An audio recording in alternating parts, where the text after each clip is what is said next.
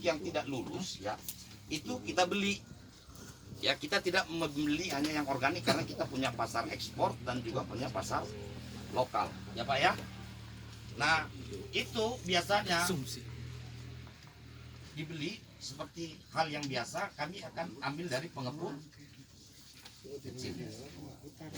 Ada pengepulnya Pak ya. Mana Bu? Ada perwakilan petani enggak di sini yang jual? Bapak jual kemana? Ya, kalau saya perorangan Pak. Oh ya, ada yang perorangan, ada yang ke pengepul ya. Nah, jadi nanti yang didata itu bukan hanya petani saja, ya Pak ya, tetapi pengepul kecil juga itu didata. Nanti petani ditanya jualnya kemana? Oh ke Pak Amim katanya ditulis. Oh jualnya kemana? Oh ke Pak Junaidi itu ditulis semua. Jadi ada yang masuk petani itu PT Pido, ada pengepulnya PT Pido. Jadi hal yang biasa Bapak lakukan itu silakan dilakukan sekarang. Nah kalau Gapoktan mau berpartisipasi, monggo, yang penting tidak ada benturan antara pengepul kecil dengan Gapoktan ya Pak ya. Silakan, nggak apa-apa, itu kesempatan juga untuk melakukan bisnis ini ya Pak ya. Nah sekarang dari pengepul kecil kemudian itu masuk ke PT Pido ya Pak ya. Saya ini bicaranya bukan gula semut, saya bicara gula cetak nih. Ya kan? Saya enggak mau merubah kebiasaan petani penyadap itu dari biasa bikin cetak yang gini gampang, kemudian gerus. Itu ribet, ya Pak ya? Saya bicara gula cetak nih. Nah, jadi sekarang gula cetaknya sudah di PT Pido yang ambil ya Pak ya. Waalaikumsalam Mas Albert. Ya Pak. Oh. Nah, gula cetak ini diproses menjadi gula semut. Ya Pak ya, ini diproses ya Pak ya. Biaya memproses ini itu 2.500 per kilo. Jadi biasanya 2.000, lihat keadaan ya, sampai 2.500 per kilo. Ya Pak ya.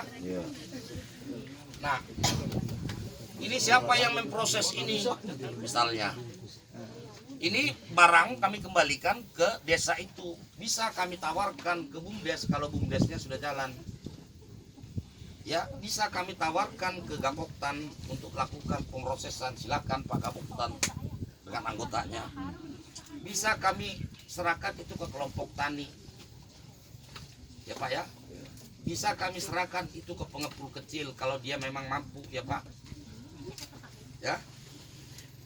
Bisa kami serahkan ke perorangan. Ya.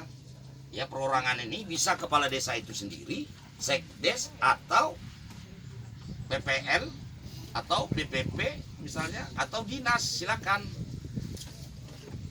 Karena kalau secara kelembagaan PPL itu kan sudah berbenturan dengan peraturan pemerintah. Tapi kalau pribadinya Pak Ernest atau pribadinya Bu Ira atau pribadinya kawan-teman PPL itu kan tidak bertentangan dengan peraturan ASN ya, aparatur sipil negara ya Pak ya.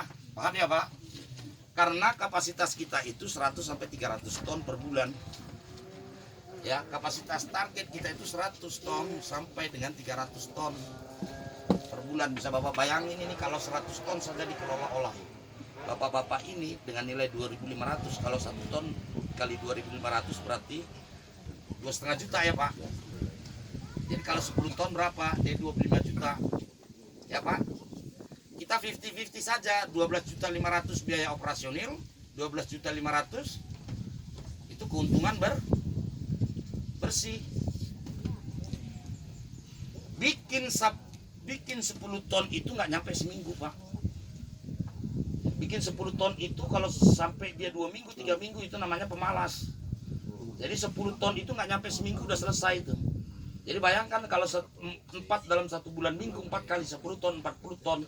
Jadi 4 kali 12.500.000, 40, 48, hampir 40, hampir 50 juta 1 bulan.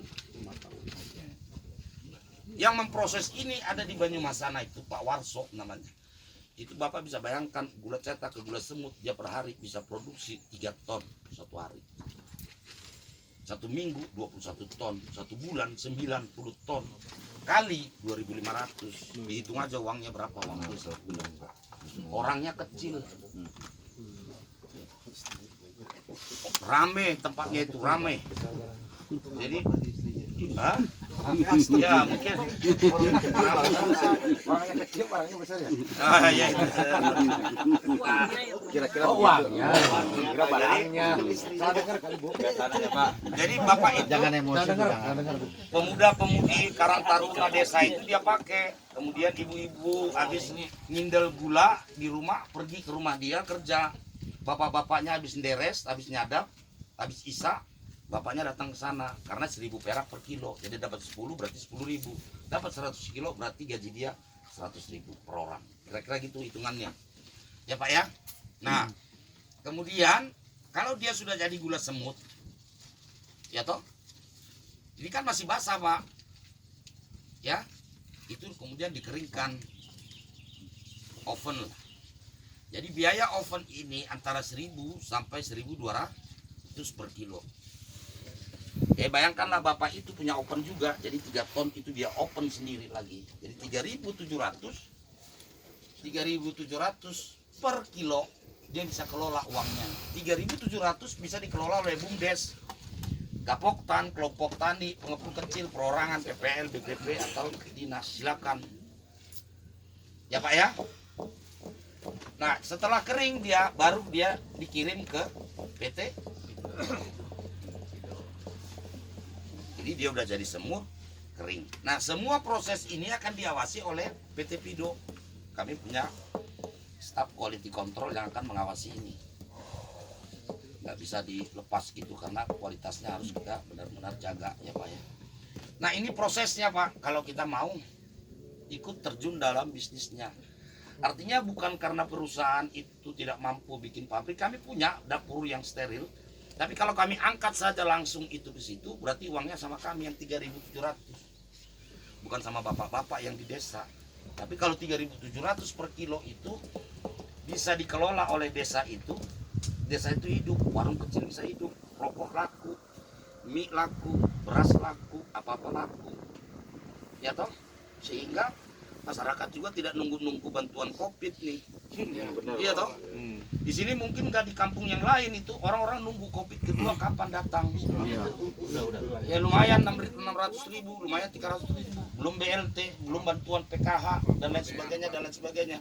Kalau masyarakat ini saya pikir itu bukan lagi kekurangan bantuan, udah kelebihan sehingga tidak bisa meningkatkan kesejahteraannya. BLT memang bantuan langsung tunai. Tapi kalau saya bilang itu bantuan langsung tewas karena diterima dibawa ke warung dia cek togel dia pasang habis. Iya toh? Iya. Itu pendidikan yang kurang baik. Jadi saya selalu sarankan kepada masyarakat desa itu tidak usah tunggu-tunggu bantuan, kerjakan, punya tangan, punya kaki, kerja sendiri. Kalau ada bantuan disyukuri, kalau tidak ada disyukuri aja, nggak usah demon-demon. Seperti yang kemarin rame demon ini COVID ini mau dibagi gimana? Yang kena COVID 10 orang. Uangnya cuma segini, tapi yang minta satu desa, apa nggak bingung kepala desanya? Ya kan? Kira-kira begitu. Jadi mendidik masyarakat ini bukan berarti karena memang kita sudah katakan bukan menyalahi pemerintah ya, tapi pendidikannya itu kurang mendidik karena diajarkan masyarakat itu hanya minta-minta saja. Tidak pernah diajarkan masyarakat itu untuk memberi gitu. Jadi minta PHK, minta telur, beras, Indomie, buah, gitu. Buahnya ini tidak cocok harganya demon, gitu. Kira-kira begitu ya Pak ya. Jadi mestinya harus lebih mandiri kita karena sumber daya alam itu produksinya itu datang dari desa bukan datang dari kota. Jadi petani itu sebenarnya pemegang kendali dari produksi ini.